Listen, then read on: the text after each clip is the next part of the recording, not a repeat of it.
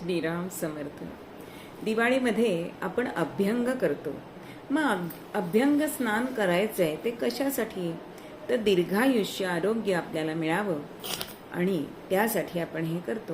मग नितळ, कांतिमान आणि सुंदर त्वचा हे आरोग्याचं लक्षण सांगितले.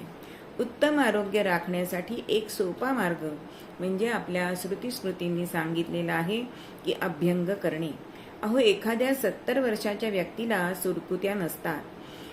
तेजस्वी ओजस्वी व्यक्तिमत्व असतं. त्यामागे संतुलित आहार विहार आणि अभ्यंग याचीच जोड आपल्याला दिसते. मग अभ्यंग म्हणजे नक्की काय? तर अभ्यंग म्हणजे शरीराला तेल चोळून जिरवणं. तेल अधिक चांगल्या प्रकारे जिरावं, त्याचे जास्तीत जास्त लाभ आपल्याला मिळतात. म्हणून बऱ्याचदा अभ्यंगानंतर स्वेदन म्हणजे वाफ घेणे हे सुद्धा केलं जातं. अभ्यंग ह्याचे प्रकार काही सांगितलेले आहेत. तर विविध अवयवांनुसार अभ्यंगाचे पुढील प्रकार असं होतात की सर्वांग अभ्यंग म्हणजे शरीरावर तेल लावणं आणि सर्वांग अभ्यंग करणं. हा प्रकार स्वस्थ व्यक्ती आणि रुग्ण म्हणजे पॅरालिसिस झालाय किंवा वजन कमी असणं किंवा खूप जाड असणं अशा या लोकांना हा अत्यंत उपयोगी असतो. कर्णपुरण म्हणजे कानात कोमट तेल घालणे म्हणजे कर्णपुरण. याकरता खोबरेल तेल किंवा बेलाचं तेल याचा उपयोग केला जातो. अभ्यंग म्हणजे माथ्यावर तेल ठेवायचं आणि त्यामुळे डोक्यावरचे केस वाढतात आणि डोळे व डोके शांत होतं.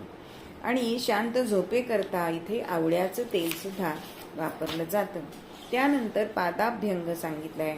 स्थानिक अभ्यंग म्हणजे आवश्यकतेनुसार शरीराच्या भागाला अभ्यंग केला जातो किंवा जिथे वेदना असेल, कोरडेपणा असेल किंवा एखादा स्नायू अखडला असेल, मानेचे विकार असतील, पाठ कंबर असेल दुखत असतील तर अशा विकारात ह्या अभ्यंगाचा उपयोग होतो.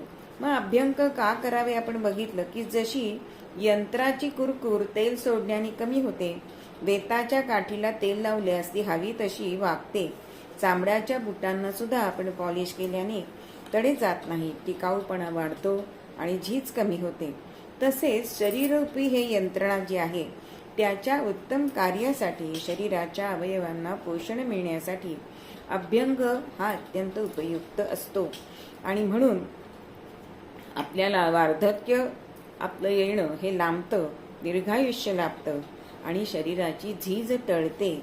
म्हणून आपल्याकडे शक्यतो रोज अभ्यंग करावं असं सांगितलेलं आहे. पण हे शक्य नाही म्हणून दिवाळीत तरी ते नक्कीच करावं. कशाला तेल